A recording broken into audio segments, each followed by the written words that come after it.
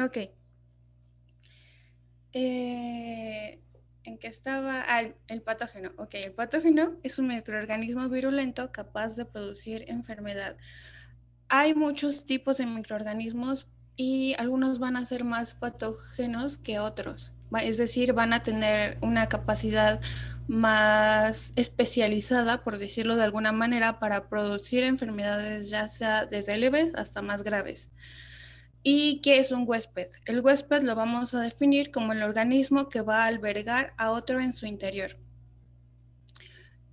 Los patógenos tienen los llamados factores de virulencia, los cuales pues van a ser propiedades que van a posibilitar al patógeno para que produzca una enfermedad.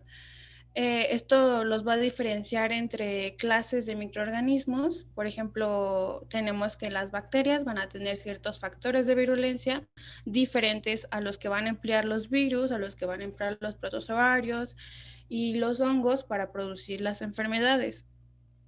¿Y qué es una infección? Una infección va a ser el contacto de un microorganismo con el hospedero. Muchas veces tenemos como que esa idea de que una infección necesariamente nos va a llevar a una enfermedad, pero no es así. Una infección se va a convertir en una enfermedad cuando este contacto con el microorganismo le favoreció al mismo para que se replicara, se reprodujera en el huésped y comenzara a tener una traducción clínica. Cuando ya tenemos esta traducción clínica es cuando ya hablamos de que es una enfermedad infecciosa. Para que se dé esta enfermedad infecciosa tenemos que considerar tres aspectos que comprende la tríada ecológica, que es el agente causal, el huésped y el medio ambiente. Cuando estos tres factores están relacionados y están predispuestos o son capaces de generar en el huésped una respuesta y una sintomatología que se traduzca clínicamente, es cuando vamos a decir que ya se tiene una enfermedad infecciosa como tal. Va a haber ciertos parámetros que vamos a considerar que van a estar relacionados con la patogenicidad de la infección. Dentro de estos tenemos la capacidad del patógeno para reproducirse, para replicarse. Sabemos que hay microorganismos que tienen una mayor capacidad de replicación y que son más dañinos en cierto tipo de organismos. Otro, pues, son los factores de virulencia, como por ejemplo ciertas glicoproteínas que tienen en su membrana, ciertos fimbrias o pilis que les van a facilitar que invadan las células del huésped. Las condiciones ambientales también, sabemos que hay infecciones o enfermedades que van a estar más relacionadas con cierto tipo de clima. También los mecanismos defensivos del huésped. Esto es muy importante porque dependiendo de la calidad de estos mecanismos defensivos, que los vamos a ver más adelante, es lo que nos va a dictaminar si un patógeno se vuelve un patógeno principal o se vuelve un patógeno oportunista. Los patógenos oportunistas, ya más o menos tenemos la idea de que son patógenos que se van a valer de que los mecanismos del huésped están debilitados para así poder, mediante sus factores de virulencia y sus capacidades, producir una enfermedad. Y los patógenos principales pues son microorganismos que tienen esta capacidad de producir una enfermedad infecciosa pese a que los mecanismos del huésped estén normales. Otro factor, pues, son los hábitos del huésped. Sabemos que si el paciente, por ejemplo, es fumador, si es alcohólico, si tiene una mala alimentación, va a contribuir a que se enferme o que estos microorganismos puedan interferir de una manera más fácil. El ejemplo lo tenemos, por ejemplo, ahorita con lo del coronavirus, ¿no? Sabemos que las personas que son fumadoras tienen una mayor predisposición a tener una infección grave debido a que estos mecanismos defensivos como lo son los cilios, las mucosas, que son la primera barrera, pues la tienen debilitada por el daño que le ha causado el cigarro, el humo del cigarro, y le facilita al coronavirus poder invadir esas mucosas y producir una enfermedad más grave. Y otro aspecto son los reservorios y los vectores, que son el principal medio de contagio, por decirlo de alguna manera, para la transmisión de estas enfermedades. De esta manera, pues tenemos que, dependiendo de los factores de virulencia y de la capacidad del patógeno, va a haber algunos, como por ejemplo el catarro común, que van a causar enfermedades o infecciones inaparentes o de características subclínicas, mientras que otros, como por ejemplo la viruela, el cólera, la fiebre tifoidea, ya van a tener una traducción clínica más severa y las vamos a clasificar dentro de las enfermedades infecciosas de tipo grave o mortales, como en el caso de la rabia o los priones. Tenemos los postulados de Koch, que son importantes de mencionar porque nos van a dar parámetros que nosotros tenemos que verificar, que se tienen que cumplir para que nosotros podamos decir que es una enfermedad de tipo infeccioso. Es aplicable para todos los microorganismos, pero Koch lo hizo más específico para las bacterias, pero en general pues se puede aplicar con todas las enfermedades infecciosas. En primer lugar, la bacteria debe de ser asociada a la lesión, es decir, que tenemos que tener la certeza de que este microorganismo es el causante de esta traducción clínica.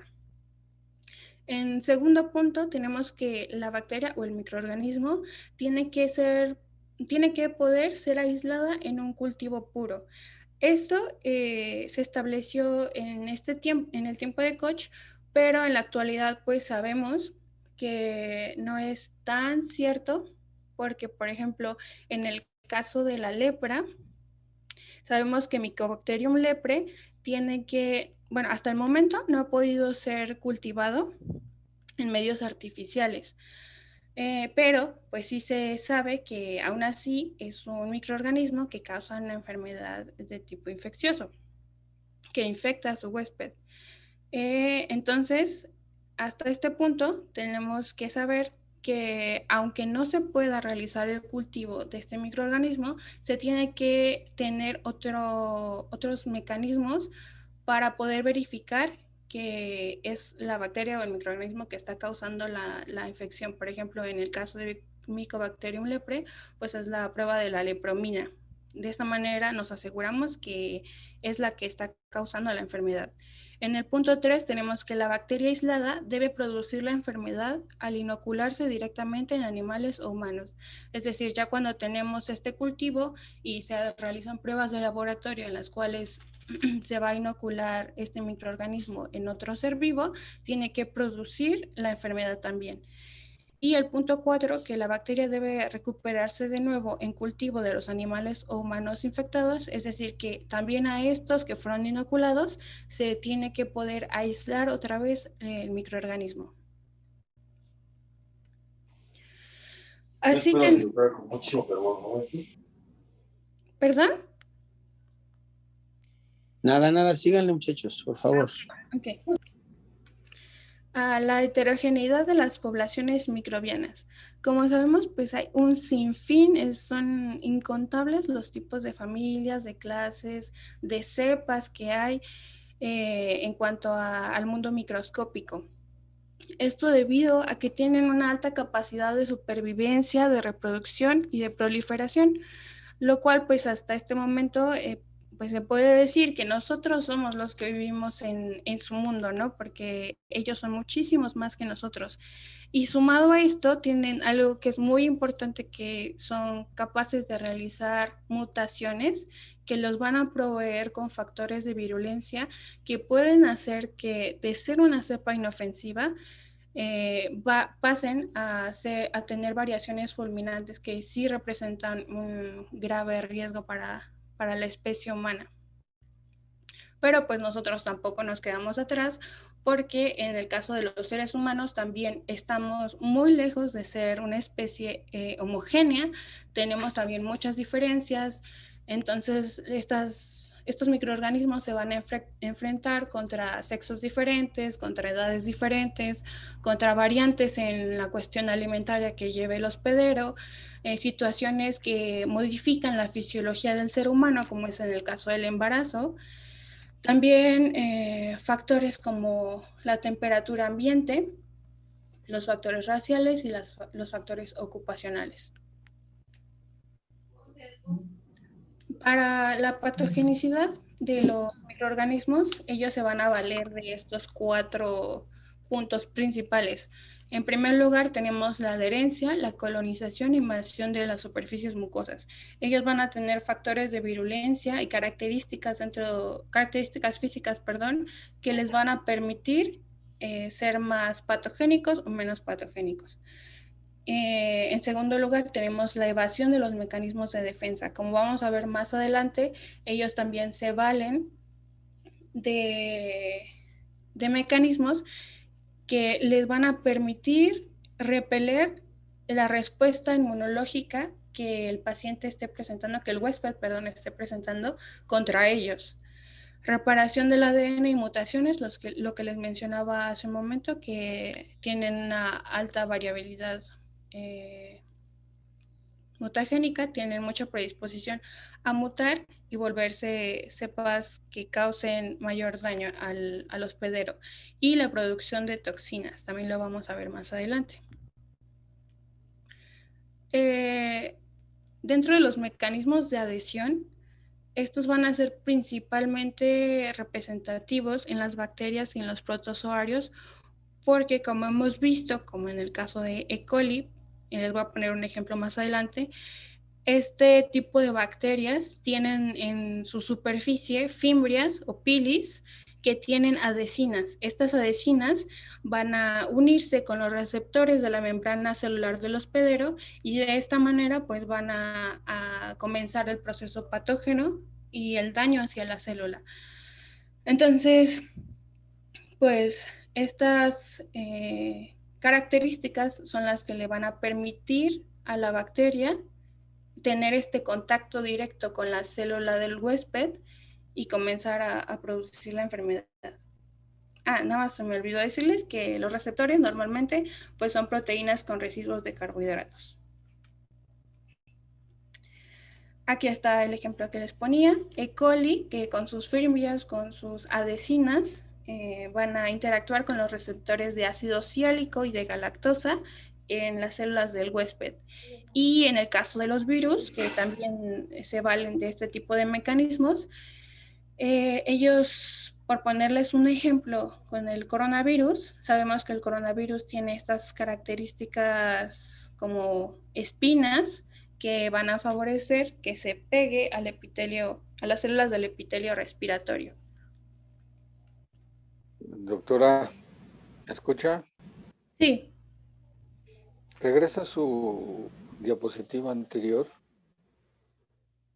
¿Aquí? Sí. Para ver los mecanismos de adhesión, bueno, nada más, bueno, no sé si lo mencionó a lo mejor. Las adhesinas, que son esas partículas, son proteínas que se adhieren a los receptores que están acá en la pared del huésped o de la célula huésped.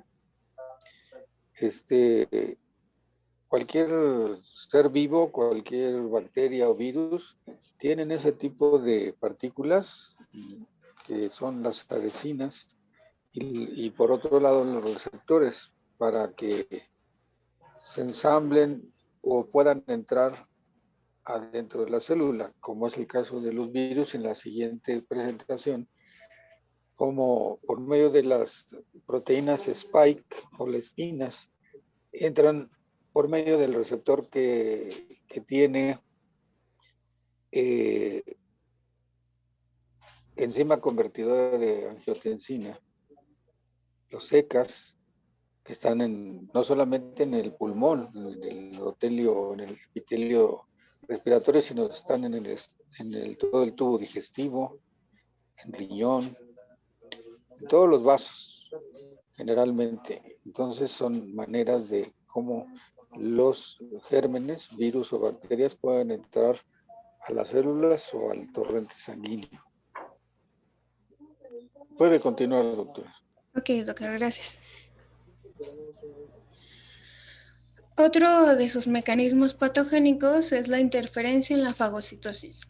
Como sabemos, uno de los mecanismos principales para evitar infecciones está a cargo de los polimorfonucleares y de los macrófagos, que van a fagocitar a las bacterias para destruirlas en su interior y que así no se sigan reproduciendo y evitar enfermedades infecciosas.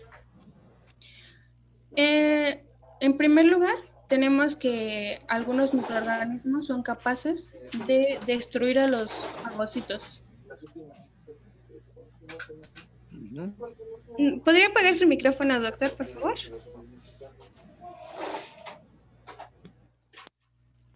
Gracias.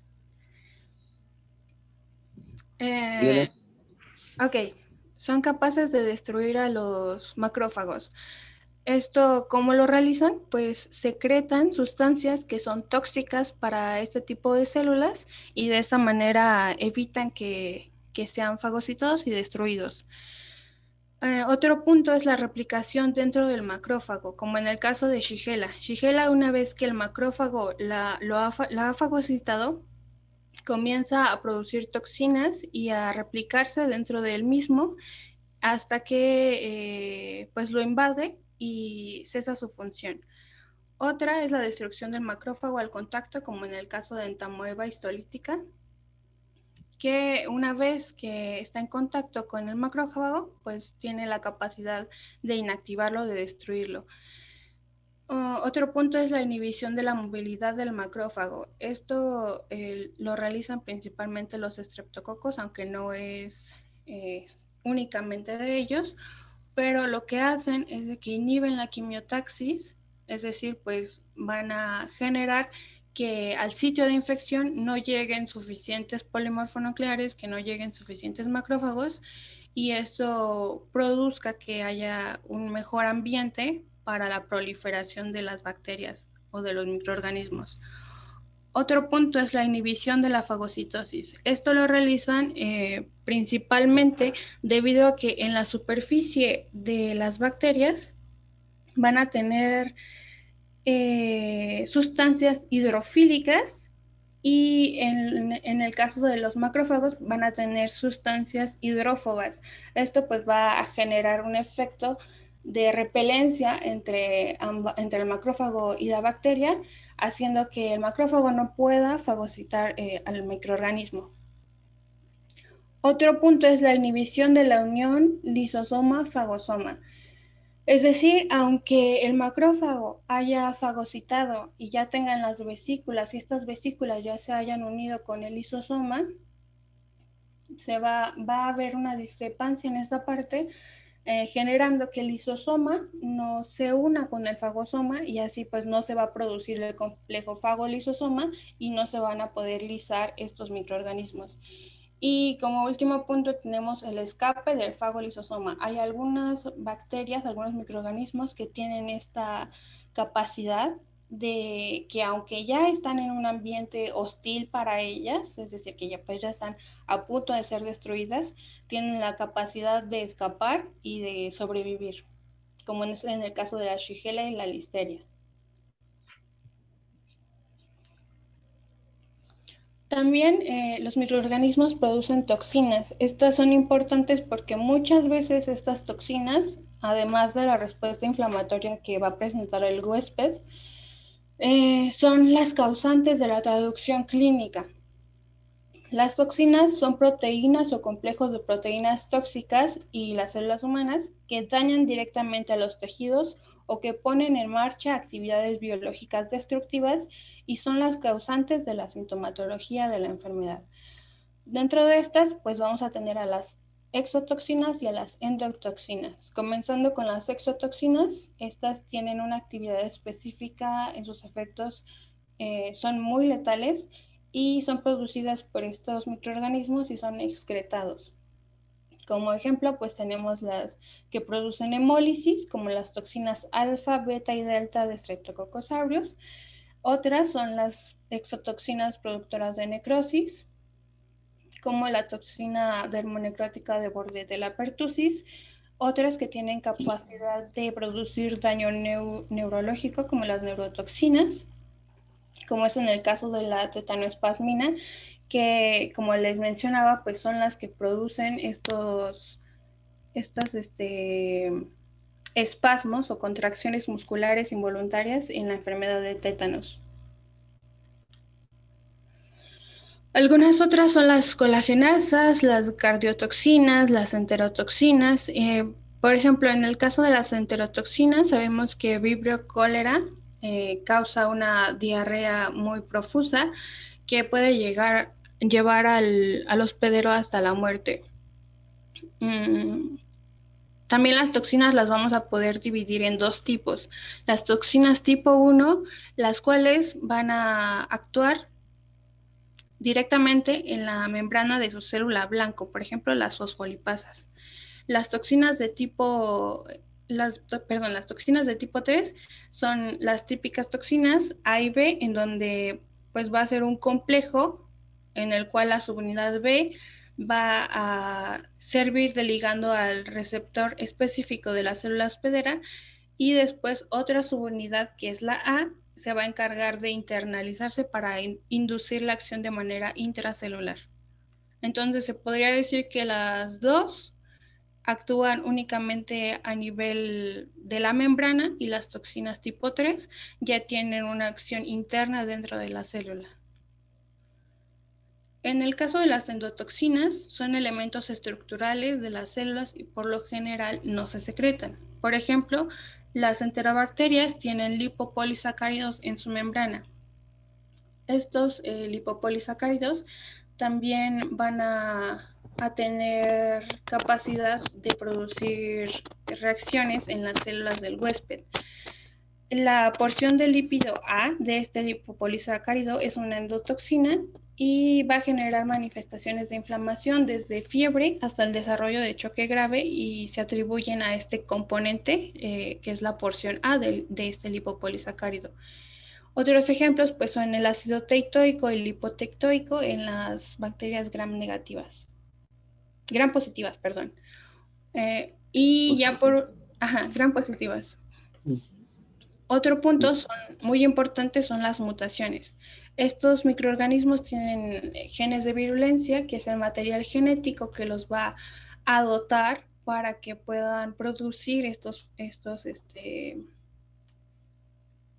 factores de virulencia, el cual pues va a ser susceptible a modificaciones para que pasen de ser microorganismos que a lo mejor producieron una enfermedad leve, pero con estas mutaciones obtienen características que les permiten desarrollarse o evadir al sistema inmunológico y producir una enfermedad mayor.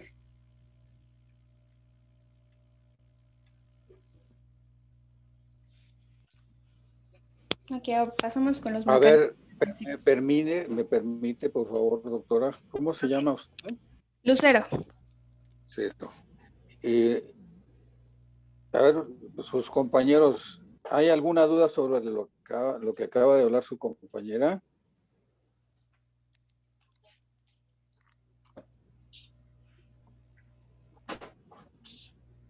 Pues no, doctor, yo creo que no. No, doctor. No, doctor, por el momento no. Todo, entonces, seguimos adelante. Ok. Pasamos con los mecanismos defensivos. Y bueno, buenos días a todos. Espero que me escuchen bien y cualquier cosa me avisan, por favor. Y empezamos con los mecanismos defensivos. Bien, y ya como, ¿su nombre, por favor? Sí, José María Santana. Bueno, muchas gracias. Y bueno, como ya lo hemos platicado, pues los microorganismos son una parte integral de la vida normal del ser humano. Desde que empieza nuestra vida, pues tenemos que proceden los microorganismos del medio ambiente, de alimentos y de la convivencia incluso con otros seres vivos, y que terminan colonizando pues la piel, mucosas, incluyendo pues a los aparatos tanto respiratorio, digestivo y genitourinario. Y vamos a tener que la mayoría de estas interacciones entre el ser humano y los microorganismos pues son benéficas, es decir, que puede ser benéfica para ambas, que sería la relación mutualista, o bien para alguno de ellos, que sería lo que conocemos como relación comensal. Y bueno, ¿A qué me refiero con esto? Pues que los microorganismos, por ejemplo, lejos de causar una enfermedad, conforman la microbiota, entonces en condiciones normales, pues estos van a ser esenciales pues para una adecuada homeostasis y relación con el medio ambiente. Y en el lado contrario, en cuanto a las bacterias, pues resulta que éstas se favorecen del aprovechamiento pues de los nutrientes, de una adecuada función de la mucosa gastrointestinal e incluso participan estimulando el sistema inmunológico. De aquí la importancia de esta relación mutualista. Estas interacciones pues se van a basar en una coevolución y en una adaptación mutua. En cuanto a los microorganismos, por ejemplo, pues se encuentran en un equilibrio dinámico con el hospedero y tienden a proliferar hasta el límite de los recursos nutricios y pues en ciertas enfermedades, por ejemplo de inmunosupresión, pueden invadir algunos tejidos y causar enfermedad, que sería la relación comensal. Bueno, la que sigue, Lu, por favor.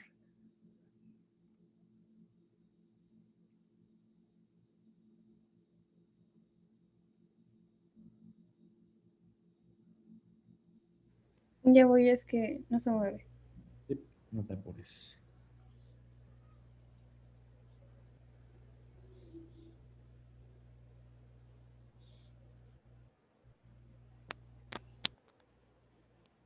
Y bueno, pues vamos a empezar hablando acerca de los dos mecanismos de defensa que dependen de ambos sistemas que les mencionaba. Uno que es el constitutivo, la inmunidad innata, y el otro que es el adaptativo. Y bueno, la inmunidad innata, para recordar un poquito lo que ya hemos revisado, pues es esta línea primaria de defensa o la primera línea de defensa ante una invasión microbiana. Es decir, que esta va a actuar pues de manera rápida para evitar dicha invasión microbiana y sus efectores principales pues van a ser las células fagocíticas profesionales, cuyo objetivo pues va a ser englobar, neutralizar y destruir al microorganismo. Bueno, esta inmunidad innata se encuentra presente desde el nacimiento y no se adapta ni tiene memoria, sin embargo, pues ahí se encuentra defendiendo. La identificación de estos patógenos por parte de este sistema constitutivo, pues va a ser por receptores que reconocen patrones, que más adelante vamos a verlo en una tablita para que sea más fácil. La que sigue, Lu, por favor.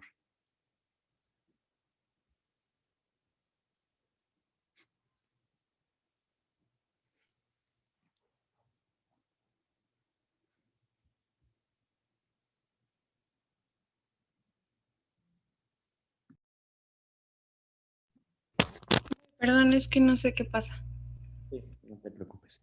Bueno, en la que viene vamos a ver los componentes del sistema inmune innato y vamos a tener que se conforma por distintas pues, componentes que van a ser, por ejemplo, las barreras físicas, como son las membranas mucosas, la piel, algunos péptidos antimicrobianos, que son las defensinas, catecolaminas, por algún ejemplo, enzimas de células, bueno, en las células epiteliales y fagocíticas.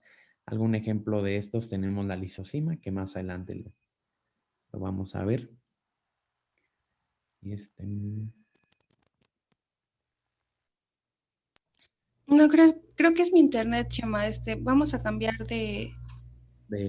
Ajá, por favor. A ver, si quieres cambiamos. a cambiar de presentación. Sí, la voy a compartir para no tener. A ver. La comparto, Lu.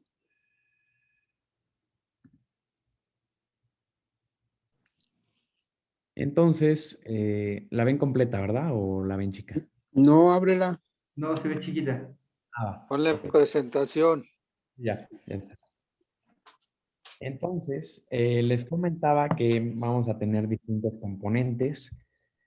Hablábamos ya de las barreras físicas, de los péptidos antimicrobianos y de las enzimas en células epiteliales y fagocíticas, que más adelantito vamos a revisar un poquito más específico. Los receptores celulares tipo TOL, que son muy importantes en este tipo de inmunidad, además de células productoras de citocinas y mediadores inflamatorios, que serían los macrófagos, las células NK y mastocitos. También contamos con células fagocíticas, que son pues, las encargadas principales de efectuar este tipo de inmunidad, que son los monocitos, macrófagos, neutrófilos, y proteínas séricas, como lo es la proteína C reactiva, lectinas y pues el complemento. Entonces, ahora ya una vez revisado este sistema inmune, vamos a pasar con la inmunidad adaptativa. Permítanme tantito, bueno, esta inmunidad adaptativa, pues su objetivo es reconocer determinantes antigénicos propios extraños que ya han sido previamente identificados por sus efectores, que son los linfocitos T y B, linfocinas y pues los anticuerpos producidos por dichos. Va a trabajar bajo respuestas aprendidas que se obtienen en un periodo de latencia digamos, de presentación. Además, pues nos va a ofrecer un vasto repertorio de receptores estructuralmente únicos que reconozcan a dichos microorganismos y que puedan ejecutar la segunda respuesta.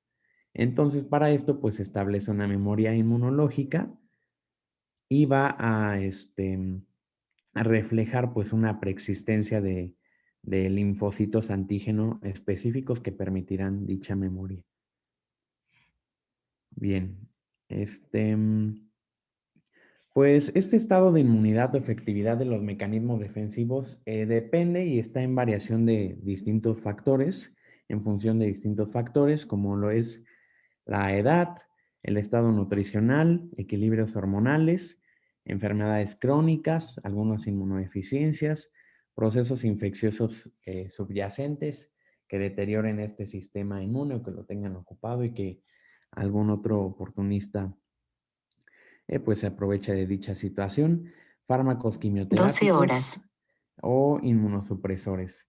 Y todos estos factores pues van a impedir la implantación, colonización, penetración, diseminación y lesión del huésped.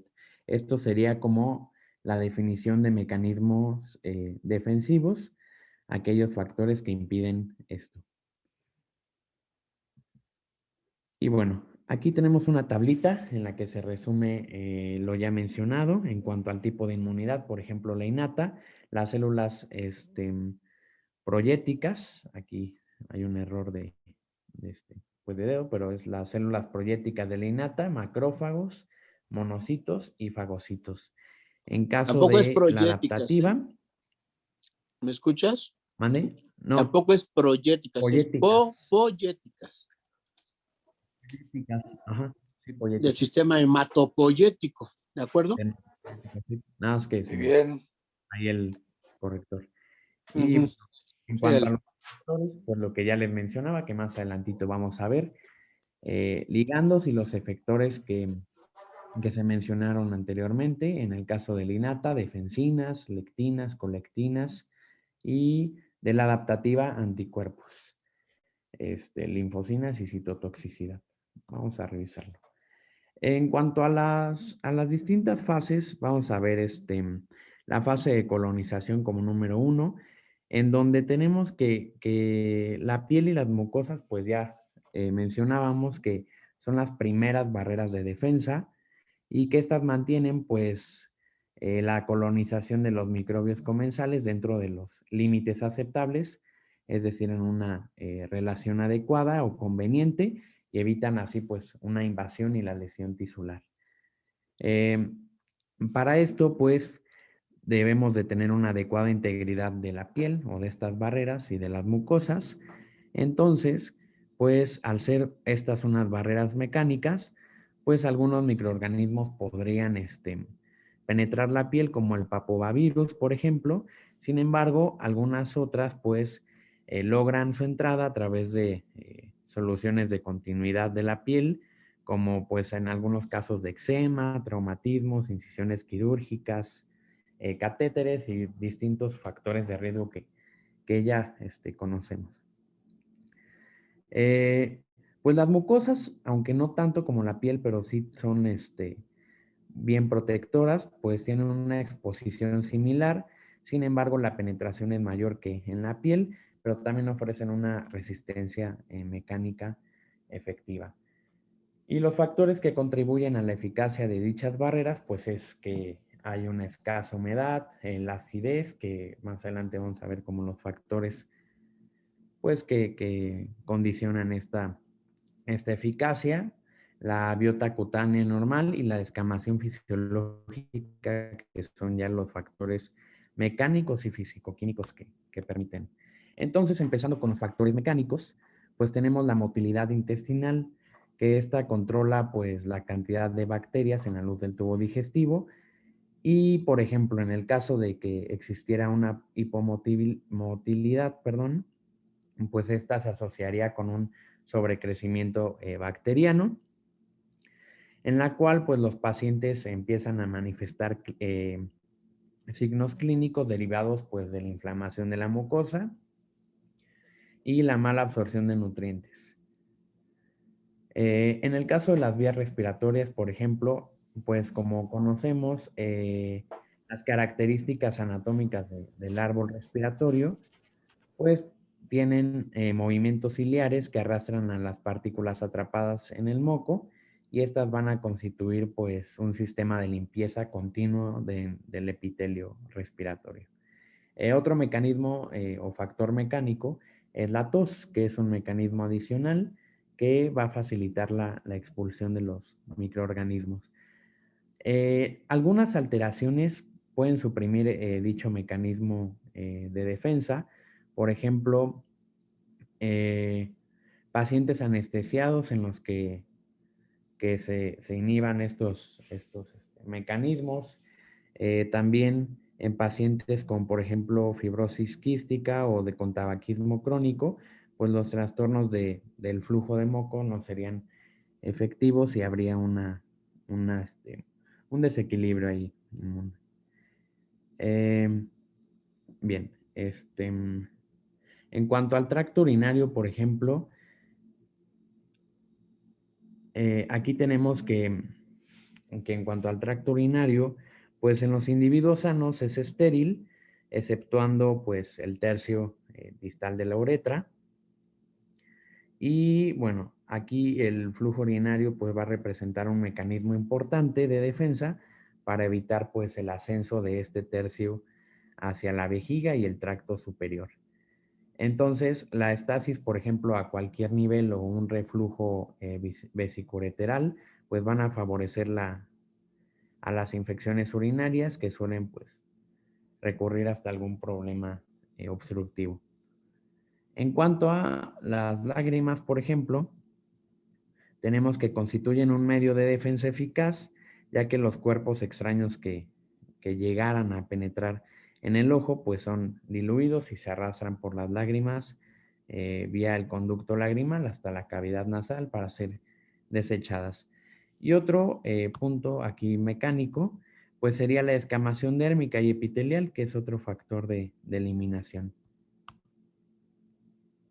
En cuanto a los factores físico-químicos, y como bien ya se mencionaba, vamos a tener, por ejemplo, el pH, en donde el papel principal lo juega el ácido clorhídrico del estómago en conjunto con la pepsina. Aquí lo que usualmente se mantiene es que con un pH menor a 3, pues ya tiene un efecto bactericida. También el pH ácido del estómago, por ejemplo, va a ser un mecanismo de defensa contra algunos agentes virales, como por ejemplo rotavirus o poliovirus. Además, pues vamos a tener que, si se neutralizara este pH ácido por la administración de algunos inhibidores, pues estos factores físico-químicos se inhibirían y ya no se tendría el mecanismo defensor esperado. Y bueno, en la piel también varía entre 3 y 5 el pH, lo que resulta pues hostil para muchos microorganismos y contribuye también como una característica de nuestra barrera protectora, pero ya en caso de factores físico-químicos. El potencial de óxido-reducción, pues aquí vamos un poco más orientados hacia lo que son los microorganismos anaerobios, que como su nombre lo dice, solo se desarrollan en ausencia de cantidades pues, significativas de oxígeno. Entonces aquí van a tener un punto clave tanto la circulación sanguínea y la difusión de oxígeno que impiden la proliferación de, por ejemplo, Clostridium perfringens. Y el otro punto sería la osmolaridad, que con un medio hipertónico pues resulta ser un ambiente desfavorable para muchos microorganismos. Y bueno, algunos otros pues son los antibióticos de superficie, que estos resultan de secreción de glándulas sebáceas que van a contener ácidos grasos, los ácidos grasos no saturados que serían efectivos para estreptococos, el ácido pelargónico, por ejemplo, para dermatofíticos,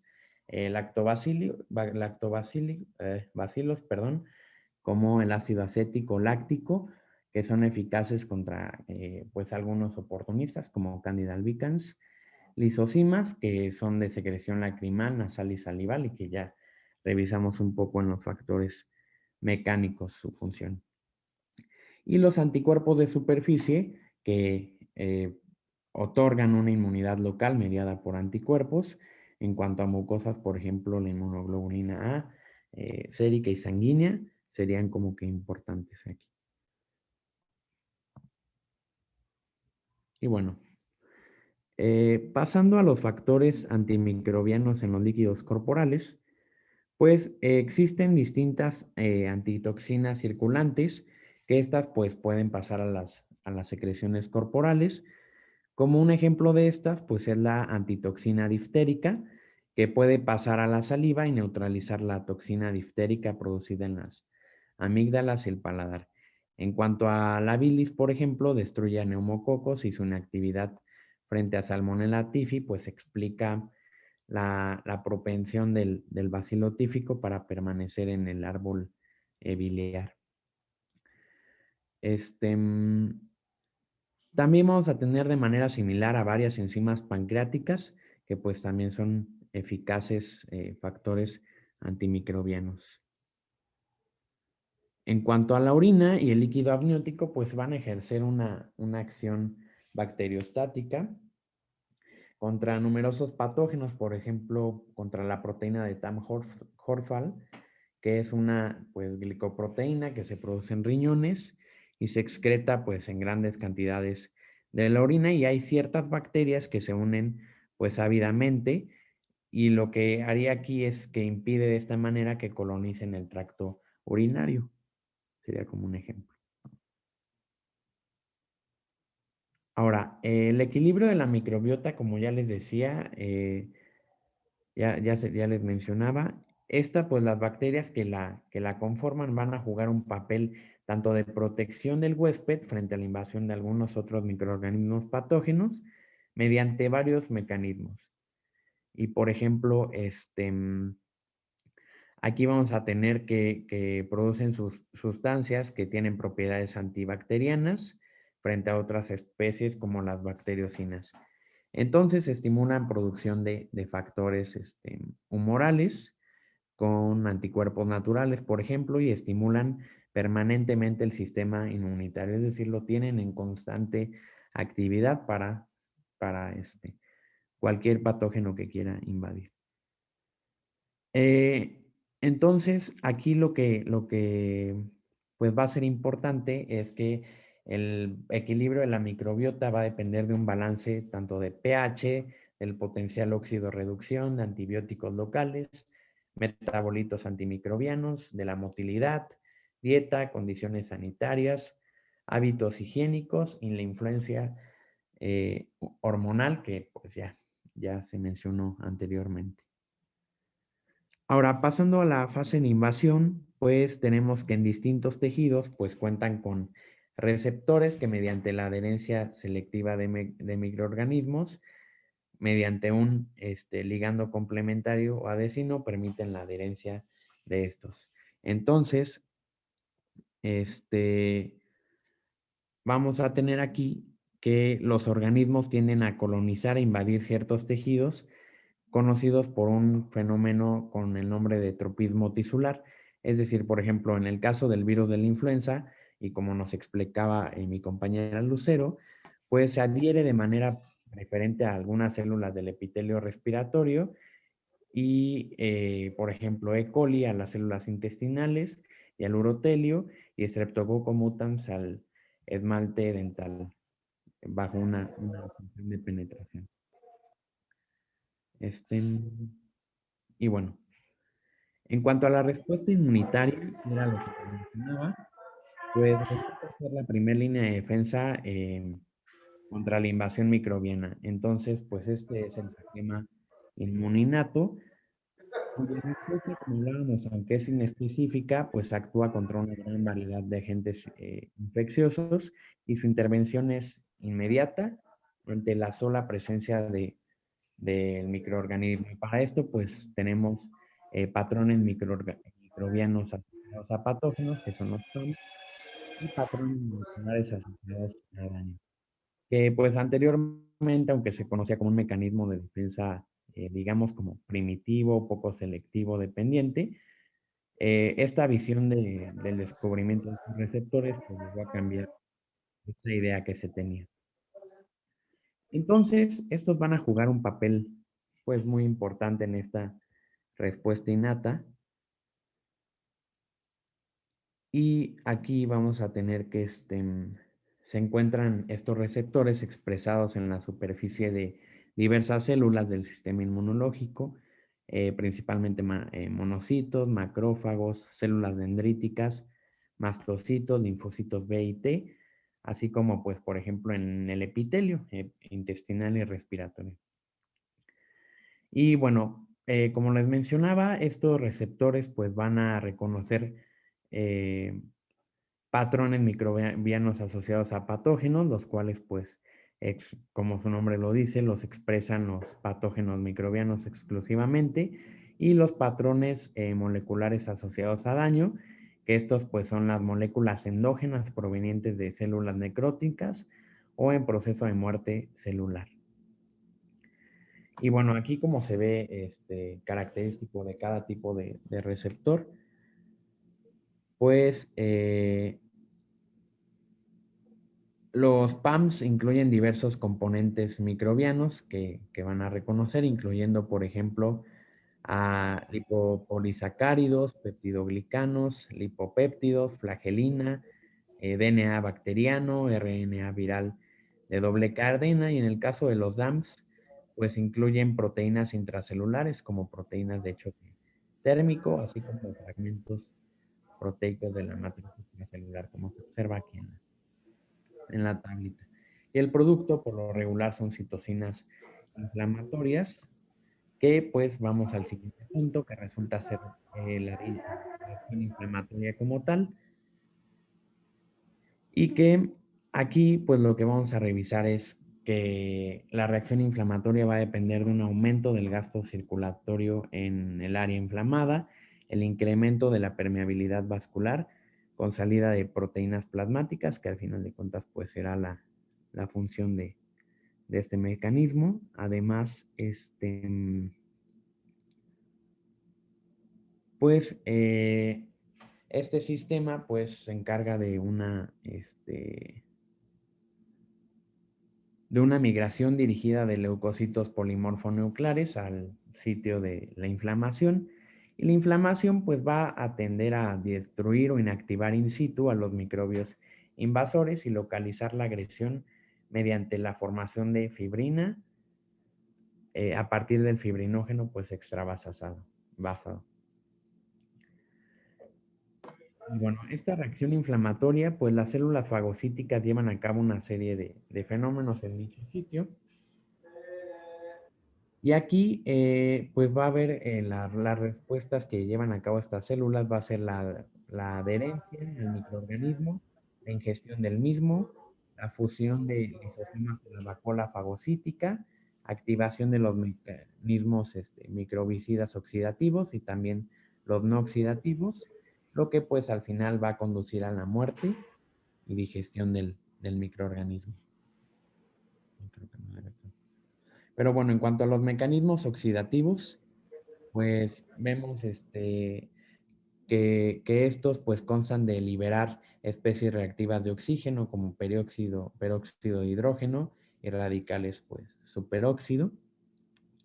Y esto va a generar un fenómeno que se conoce como estallido respiratorio.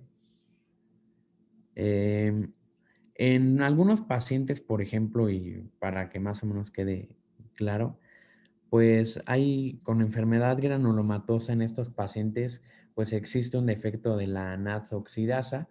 Entonces, pues esta enzima es necesaria para generar estas especies reactivas de oxígeno. Entonces, lo que pasa es que se vuelven incapaces las células fagocíticas de destruir ciertos microorganismos y predispone pues a los individuos a ser susceptibles a infecciones. Y bueno, aquí hay un esquemita en el cual pues vemos un poco acerca de lo que ya les mencionaba. Los anticuerpos, por ejemplo, específicos de tipo IgG y los componentes activados del complemento, pues son factores que van a ser críticos para optimizar la fagocitosis, como se observa aquí. Entonces ya después tenemos factores quimiotácticos que dependen tanto de la acción del macrófago y del linfocito T cooperador para generar esta respuesta inflamatoria. La eficiencia de esta fagocitosis pues va a depender del tipo de microorganismo, del número disponible de fagocitosis, de fagocitos, perdón, del tiempo transcurrido desde el inicio de la invasión y de la existencia de infecciones anteriores, como ya les mencionaba, al igual que de la resistencia de los microbios fagocitados a esta acción bactericida que va a ser muy variable. Entonces, aunque se sigue, digamos, un patrón, no siempre es el mismo, depende de cada microorganismo.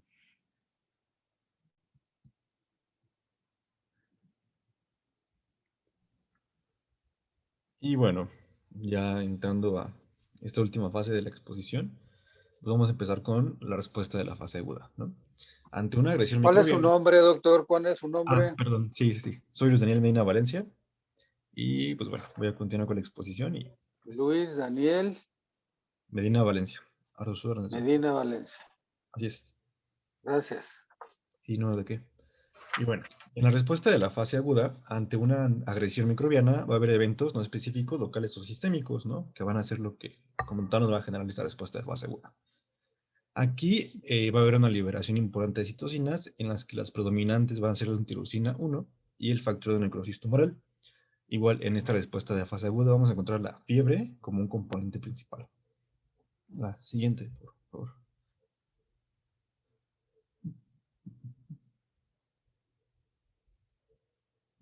Y bueno, la fiebre, como ya sabemos a estas alturas, sabemos que se puede presentar tanto en enfermedades infecciosas como procesos inflamatorios o incluso en respuesta a un trauma, ¿no? Las infecciones, por su parte, pueden provocar la fiebre debido a sus toxinas, que aquí se van a reconocer como pirógenos exógenos, que estos van a liberar citocinas que van a ser captadas por receptores tipo TOL. En estas principales toxinas progénicas vamos a encontrar a la función de la interleucina 1 y factor de necrosis tumoral, así como interleucina 6 y interferón alfa. Después de esta activación de citocinas, va a aumentar los niveles de prostaglandina 2 y en el área perióptica del hipotálamo, lo que va a incrementar entonces la temperatura corporal en el centro termorregulador.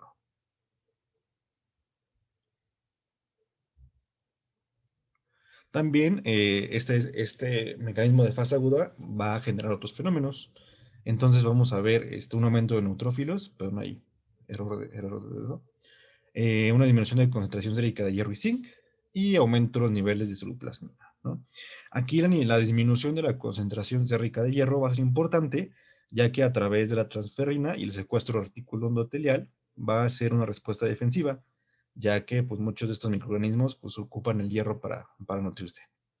A nivel hepático, va a haber una disminución de la síntesis de albúmina y un aumento de la síntesis de proteínas, en las que vamos a encontrar, pues, como por ejemplo la proteína C, que es como que la más predominante, componentes de complemento con el fin de, pues, de esa respuesta inmune, aptoglobina e inhibidores de proteasas. Y bueno, también vamos a tener más cambios sistémicos, como es aumento de la hormona estimulante de tiroides, aumento de vasopresina, de insulina, de glucagón y de catabolismo de proteínas musculares.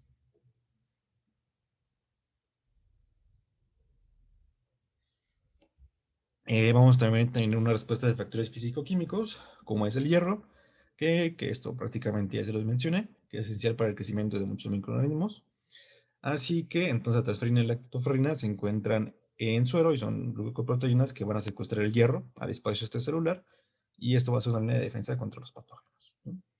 En la temperatura, además de que sabemos que la temperatura se modifica en la respuesta de fase aguda debido a una interacción microbiana o demás, es importante tomar en cuenta que, por ejemplo, según la temperatura incluso del ambiente, va a ser más letal o no un tipo de microorganismo, ¿no? Como por ejemplo, el Streptococcus pneumoniae va a ser destruido a una temperatura mayor de 41.5 grados centígrados, mientras que el virus Coxsackie en una temperatura ambiente de aproximadamente 25 va a generar pancreatitis y muerte, y si se encuentra en una temperatura de 4 grados, pues ya va a ser muy, muy letal. Siguiente, por favor.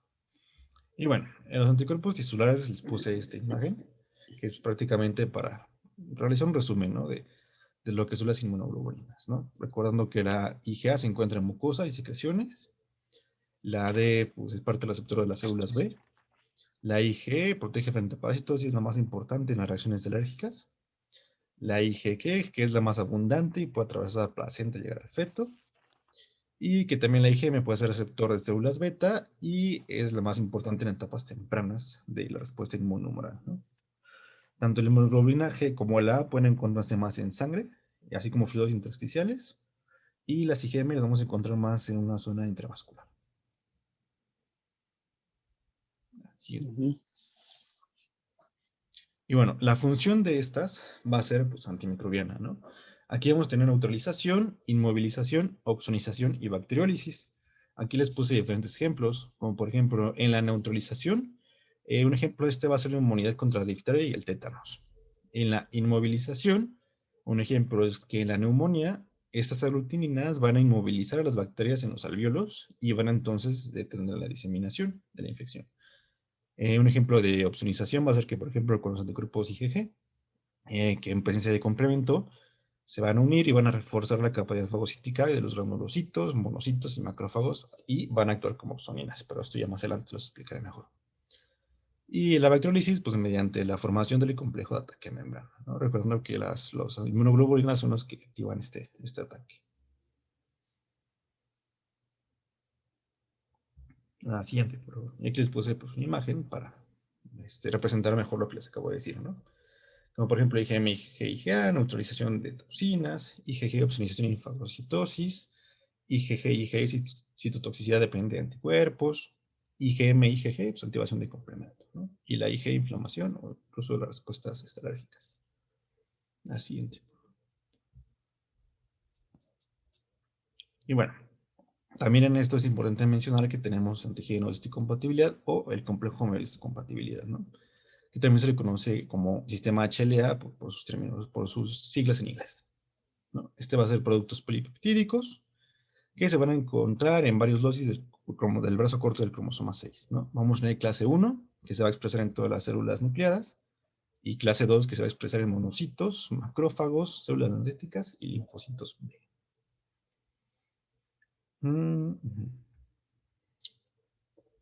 Y bueno, es importante mencionar que algunas citocinas, por ejemplo, pueden generar un incremento significativo en la expresión de clase 2 en células que habitualmente no los expresan como parte de esta respuesta inmunitaria, ¿no?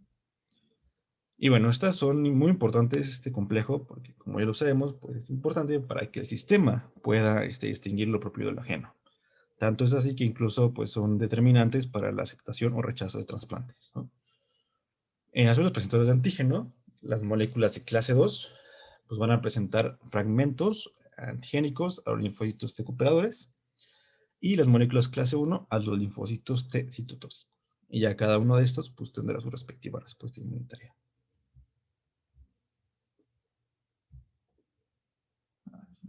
Y pues bueno, aquí les puse pues un ejemplo o un mecanismo de cómo es todo este conjunto de macrófagos, linfocitos de cooperadores, células plasmáticas y demás, pero eso ya lo dijo mi compañero, así que no lo pasamos.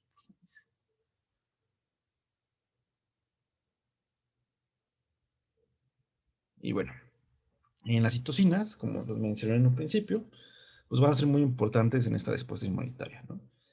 Ya que pues estas pues van a generar algo que se conoce como cascada de citocinas, en las cuales estas van a actuar de manera general incrementando la resistencia del huésped a los organismos invasores, ¿no? Y estas citocinas van a ser producidas predominantemente por linfocitos T activados y los macrófagos.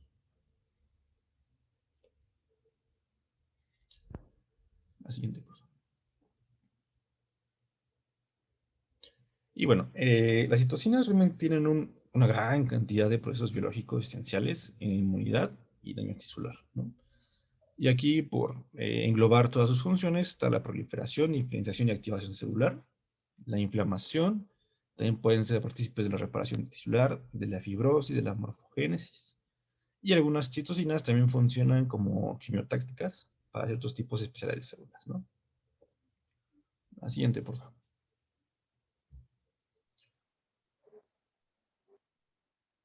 Y bueno, aquí les puse la cascada de citocinas, cómo es que esta prácticamente actúa, en las que pues tenemos productos del microorganismo, ya sea toxinas que generen daño inflamatorio o otro tipo de proceso, en la que hay una activación de los monocitos y los macrófagos, y pues hay una respuesta de pirógeno endógeno, inhibidor endógeno de leucocitos, factor activo de leucocitos y factores de células mononucleares. Y aquí predominantemente pues la acción de la citocina interleucina 1, como ya lo vimos, va a generar fiebre a través de su acción en el hipotálamo.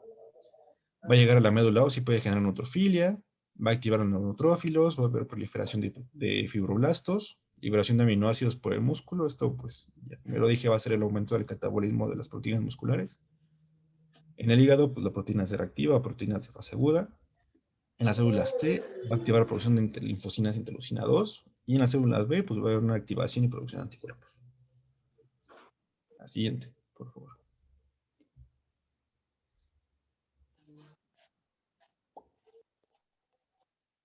Y bueno, aquí les puse una tablota para, pues no... Pero bueno, son muchos, así que los voy a dejar ahí más que nada para estudio, porque si no se me mostraba bastante en el cada una de estas, ¿no? La siguiente, por favor. Y lo siguiente.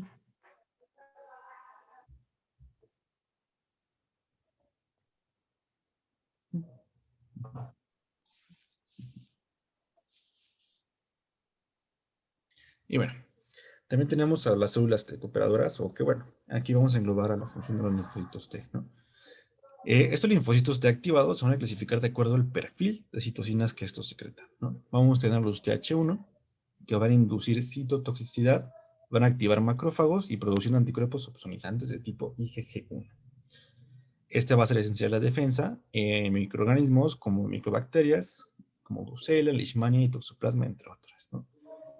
También estos van a estar implicadas en los fenómenos de autoinmunidad. Y aquí su acción con los macrófagos va a hacer que los va a implicar en el inicio y mantenimiento de inflamación. Y estos macrófagos, debido a la activación de este TH1 y a través de sus citocinas, van a ejercer una actividad microbicida potente contra microorganismos intracelulares. Intracelulares. Siguiente, por favor. Y bueno, aquí les puse una imagen que pues, según los diferentes tipos de citocinas que este linfocito exprese, pues va a generar una función diferente, ¿no? Por ejemplo, en el caso del interferón gamma, pues tenemos activación de macrófagos, que pues, aumenta la destrucción de patógenos. Interleucina 2, igual interferón gamma, aumenta la citotoxicidad. En el factor de necrosis tumoral, pues activación de neutrófilos y demás, ¿no? No, está bien, sí, sí. La siguiente, por favor. Y bueno, también tenemos el TH2, que va a ser medida por las citocinas interleucina 5, interleucina 13, ¿no? Que va a promover la producción de IgE y IgG4 en el desarrollo de eosinófilos. No sé por qué, pero bueno. Está implicada en la producción ante los elementos y la génesis de enfermedades atópicas, ¿no? Atípicas. Estos, en este caso, a diferencia del TH1, aquí los macrófagos se van a activar, pero van a participar en regeneración tisular, ¿no? Que estos van a estar más presentes en alguna fase de resolución de un proceso inflamatorio. O sea que a diferencia del TH1, estas pues van a generar una regeneración, mientras que las otras sí van a ser más citotóxicas. Así.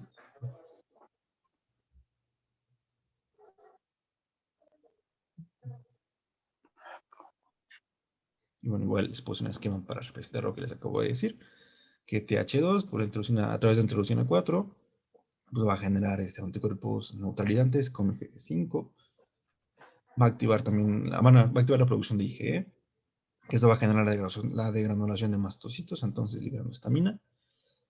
En la interleucina 5, pues atracción y activación de eosinófilos. Interleucina 10, interleucina 4, pues inhibición de macrófagos, ¿no? Y también pueden activar las TH0, que pues van a inhibir la diferenciación de TH1, ¿no? Así como de ya basta en el proceso citotóxico que estas generan. Así.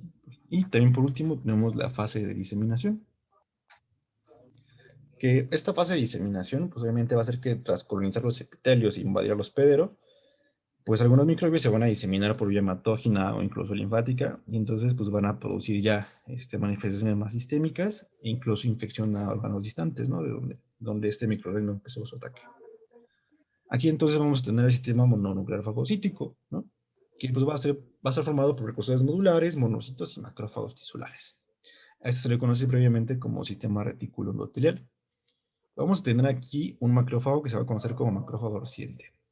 Este es un macrófago tisular que no ha recibido estímulo. Entonces, cuando surge algún estímulo, estos macrófagos van a proliferar, se van a expandir y se van a transformar en macrófagos inflamatorios o estimulados.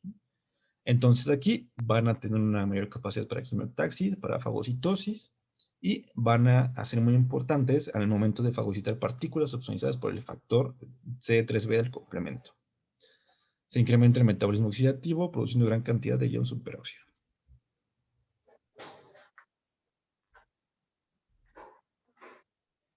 Y bueno, recordemos que los macrófagos pues, van a ser diferentes su nombre según el tejido en el cual residen, ¿no?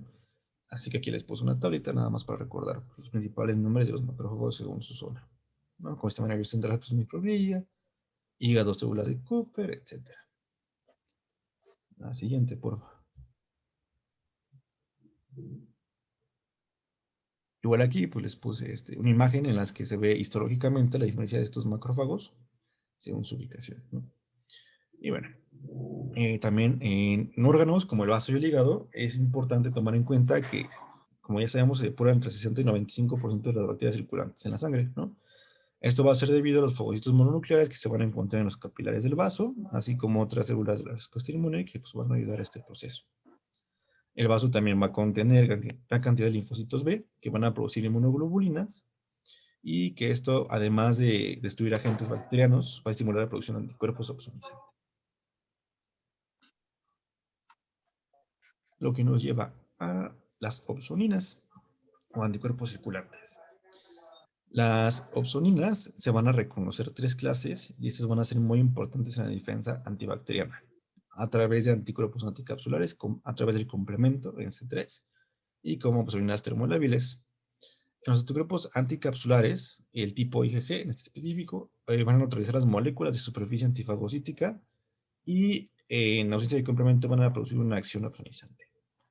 En el complemento C3 va a ser la segunda opsonina de mayor cuantía en el suero y pues va a iniciar la fagocitosis y o sea que el macrófago, como ya se los mencioné, pues va a ayudar a la fagocitosis del microorganismo que haya afectado esta proteína de complemento. Y las opsoninas termolábiles, que son inmunoglobulinas anticapsulares específicas que igual se activan como sistema alterno al complemento. La siguiente, por favor.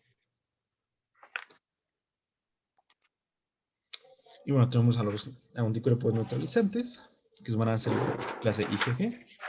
Y estos van a contrarrestar la acción de exotoxinas, ¿no? Como la toxina tetánica, diftérica, botulínica, etc. Y en las virosis, estos van a ser también esenciales para prevenir o detener la fase virámica. Y también va a ser importante la bacteriolisis, ya que pues, acuérdense que los anticuerpos IgG y IgM pues, van a inducir la respuesta de complemento, ¿no? Y pues la destrucción de los enterobacterias pues va a ser mediada por este sistema de bacteriólisis.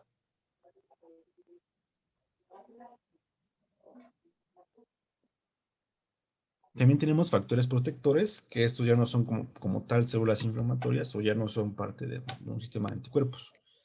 Vamos a tener la betalicina, que es un aminoácido que va a causar lisis de las bacterias gram positivas. Y este va a ser producido por las plaquetas durante los procesos que se van a activar en la cascada de coagulación, incluyendo entonces también los estados inflamatorios. Tenemos la properdina o factor P, que va a ser una proteína del suero que va a estabilizar las convertasas de la vía alterna de la activación de complemento. Esta properdina, pues entonces va a favorecer la fagocitosis y la inflamación tisular. Y por último, también tenemos a la proteína C reactiva, que es como que la más mencionada, y que además de que es una proteína que nos va a marcar una inflamación, y que también se va a aumentar en infección y traumatismos, también puede actuar de manera dopsonina para varios microorganismos patógenos y es capaz de activar el complemento. Así como también puede potenciar la respuesta inflamatoria al interaccionar con los receptores Fc de las inmunoglobulinas. Y tenemos también la fibronectina, que va a incrementar el estado funcional de las células fagocíticas, ya sea en procesos de adherencia, quimiotaxis, ingestión y estrillo respiratorio. Y también puede modular la adhesión de algunas bacterias a las células epiteliales. Y eso es todo. Muy bien, jóvenes. ¿Alguna pregunta del grupo? ¿Duda que haya quedado?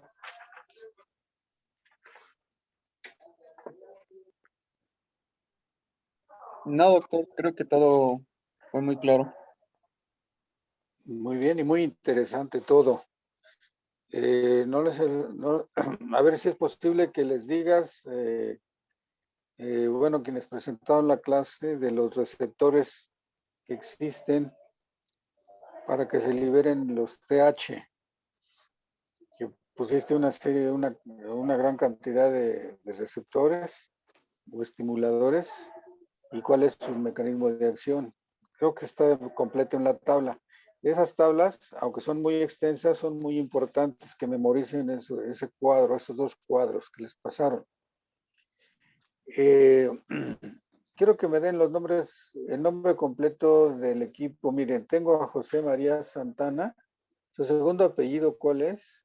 Es Vanegas, doctor. Vanegas. Luego Luis Daniel Medina Valencia. Es correcto. Las dos primeras personas las que le antecedieron, ¿cómo se llaman? Fui yo la primera en exponer, doctor. Soy Lucero Noemí Mejía Mendoza. Lucero Noemí García Mendoza. Mejía Mendoza. Mejía Mendoza. ¿Y Gracias. quién más? ¿Nada más fueron tres? Sí, únicamente fuimos tres, doctor. Muy bien. Con esto les califico. Muy bien la presentación. Nos vemos el próximo martes. ¿Qué vamos a revisar? Vamos a revisar nutrición, inmunología e infección. Muy bien. Nutrición, inmunología. Es nutrición, inmunidad e infección. Ajá. E infección. Muy bien. Doctor, tenemos una duda ahí. ¿También tocamos Sí. La malnutrición? Por supuesto. Sí, pues hablan en general. Okay. Hablan en general cuál debe ser el estado nutricio de una persona, de un huésped. Ajá. Y luego qué efectos tiene una malnutrición. Ah, ok, perfecto. De las infecciones. Ok, perfecto, doctor. Bien, entonces damos por terminada la clase y nos oímos y nos vemos el próximo martes. Sí, gracias. Gracias a todos. Gracias. Hasta luego, chavos. Hasta luego.